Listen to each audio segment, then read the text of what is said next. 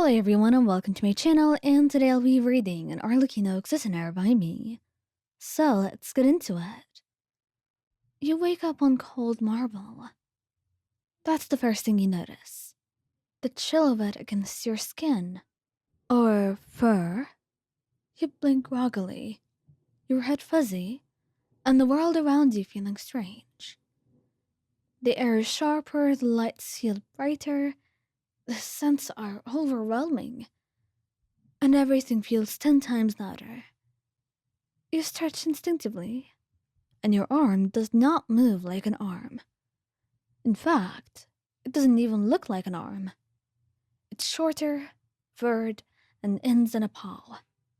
Your heart lurches, and you glance down. Fur, paws, tail. You have a tail? That's your tail, isn't it? Yes, it definitely is your tail, and it twitches violently as panic floods through you. You scramble toward the nearest mirror, and a cat stares back at you. Small, with eyes similar to yours in color, staring wide in disbelief. And you meow, loudly. And the door slams open almost immediately.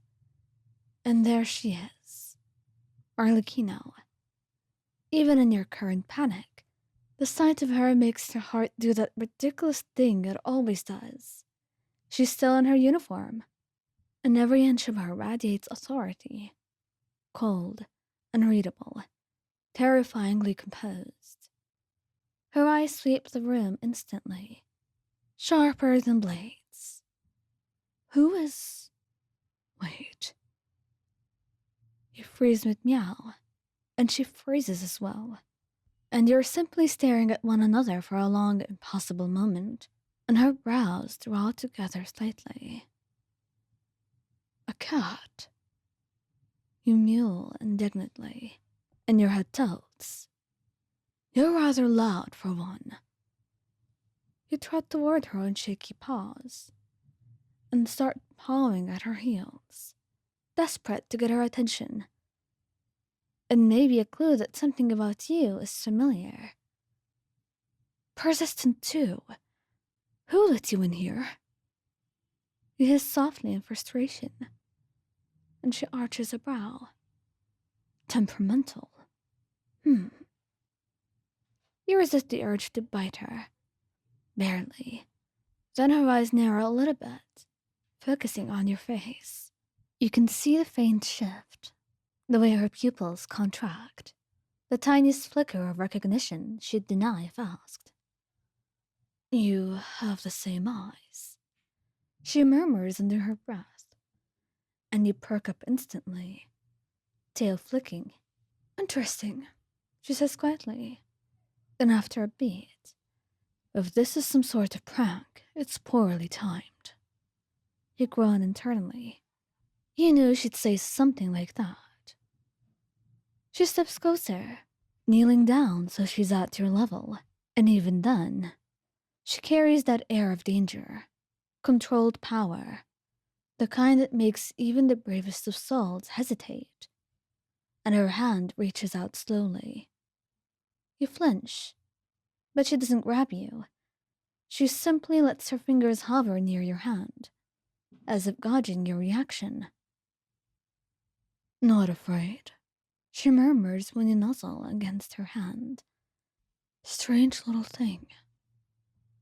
You meow softly, pressing closer, and she exhales quietly through her nose. Not quite a sigh, but close. Then carefully, she scoops you up. The world tilts as she rises to her full height, holding you effortlessly in one arm, and you feel the faint warmth of her body through the thick fabric of her coat. You curl instinctively against her chest, trying to bury your face in the soft lining of her collar. And her steps pause. You're comfortable there? You look up, meeting her eyes, and let out a small, plaintive meow. A pause, then a barely audible hum. But she doesn't put you down. Instead, she carries you to her office chair and sits, settling you on her lap as she returns to her paperwork. You blink, utterly confused. Don't get used to it. You'll be returned to wherever you belong soon enough. You let out a small noise of protest, and she glances down at you, unimpressed. Arguing already? You stretch out across her thigh, tail curling neatly around yourself. If you could speak, you'd tell her that no, you weren't arguing. You were claiming your rightful place as her favorite subordinate. And Arlecchino returns to her documents, her hand occasionally brushing your back absent-mindedly. Each touch sending a shiver through you, the kind she would never realize she's causing. And you settle deeper against her. Minutes pass, then an hour, and she finishes a report, and more. And at some point she stops writing, her hand hovering over your fur again, her fingers following the curve of your spine. And you purr, loudly. Her hand pauses. Did you just... You purr even louder. You're easily pleased. If you were human, you'd tease her right back.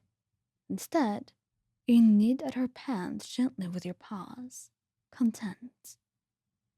And then the door opens. Father. Oh, you have a cat? Apparently, Lenny. You peek out from her lap, wanting to get a good look at him. He was there when you were touching that relic. That one that probably was the cause of all of this. You stare at him, willing him to say something.